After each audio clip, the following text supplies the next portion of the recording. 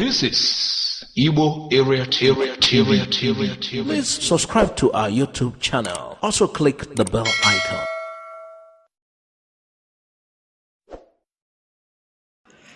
Igbo leaders berate Abia Governor Ikpeazu, loud Peter Obi Abaribe over Nnamdi Kanu's parents' burial. Leaders of thought in Igbo land have berated Abia State Governor Okezie Ikpeazu for not attending the burial of Eze and Lolo Kanu, parents of the leader of the indigenous people of Biafra, IPOB, Mazi Nnamdi Kanu. According to them, Kanu's father is a first-class chief in Umuahia, and it is the place where Ikpeazu is governor. So he has no reason not to attend the burial. Why is Ikpeazu afraid of attending the burial? Is he afraid of the cabals threatening him? Meanwhile, he's a PDP party member, so he doesn't have any reason not to attend. Ikpeazu did not behave like an Igbo man who sees death as sacred and abandons whatever animosity or ill will he has against anyone because of death. That is according to Sonny Obanugo, publisher of well-known newspaper. But while Ikpeazu is berated, certain people were applauded for being there. The duo of former Anambra Governor Peter Obi and Senate Minority Leader Eze and Lolo Kanu. These guys were seen as fearless and bold men for the step they took. They understand the situation in the country. A lot of people are saying IPOB is ostracized, but they didn't care about that. They didn't care about the proscription tag. These two, Abaribe and Peter Obi, were there. Abaribe, once upon a time, stood surety for Kanu during his bail. Obi was Atiku's Abubakar's presidential running mate in the last election. So Abaribe remained a strong force in the Senate from where he threw salvos to the presidency. The latest being when he asked Buhari to resign over insecurity in Nigeria. So Igbo leaders of thought have chided Ikpeazu for not attending, being that this particular chief that was being buried is a recognized chief in his state. His role is statutory. He deserves some respect, irrespective of whatever has happened in the past. And this is time of death. Igbos don't take such animosity to death. It is time he's supposed to mend ways. If he has past grudges with Nnamdi Kanu, it was a time he's supposed to mend ways and, make things work again, redeem certain image that has been lost. And Igbos should learn from others sometime in doing some of these things. You see, when Tinubu and Fayose, they are not really in good terms. Yes, we all know. But there was a time certain attitude of the Northerners were demeaning Tinubu. Fayose stood up and queried why it should be so. Ignored that they had some differences, but that the Yoruba race will not be trampled upon.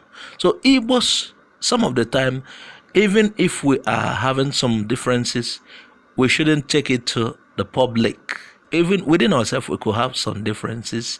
We may not agree with each other, but we shouldn't allow the outsiders, the non-Igbos, to know about this, because by knowing about our differences, our disagreements, we are showing them our loopholes and allowing them to come in and distract us the more.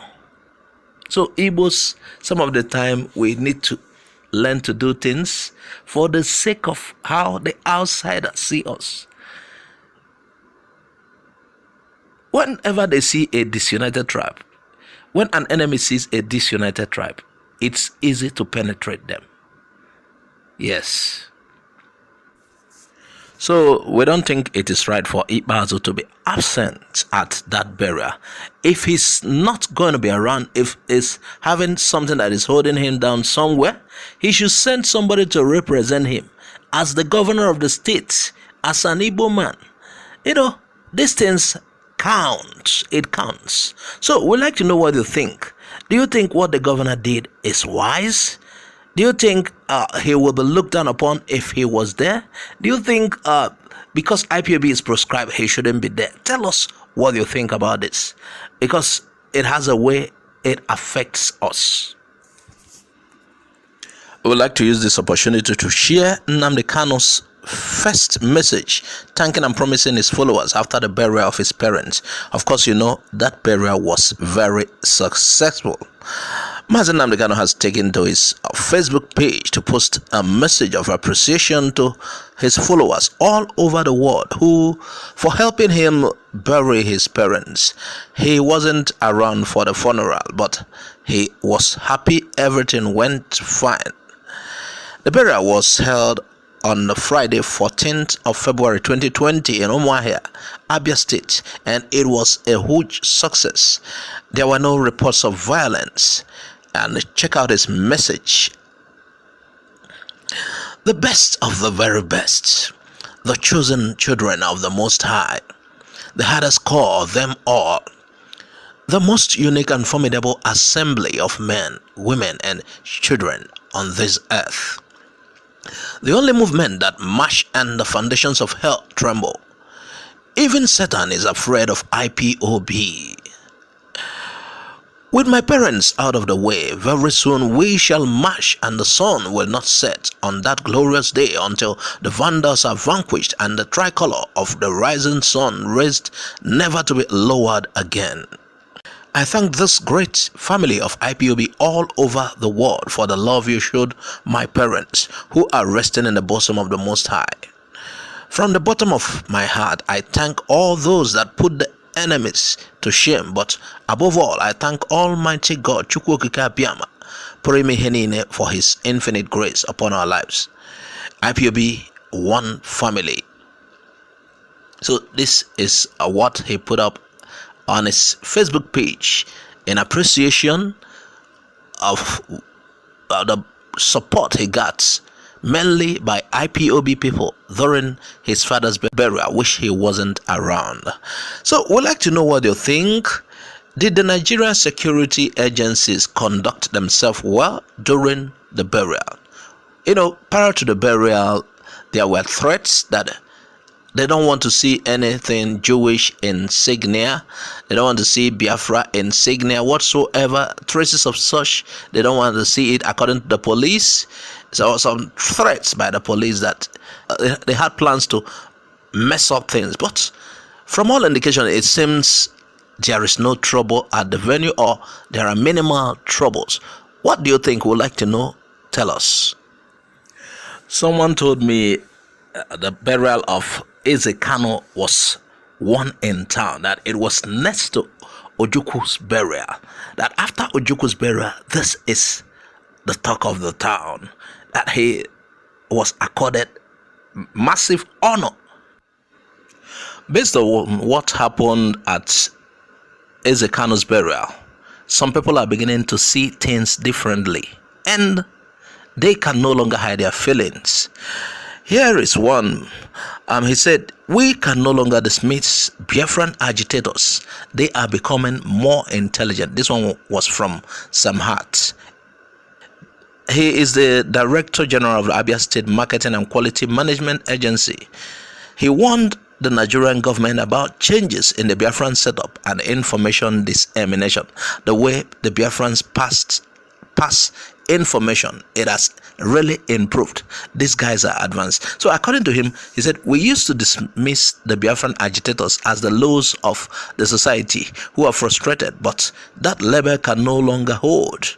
You know, when you see IPOB people, some of the times you say these are people without job, but the burial has shown that these guys are coordinated. They know what they're doing. That's what he's trying to say. Let's continue.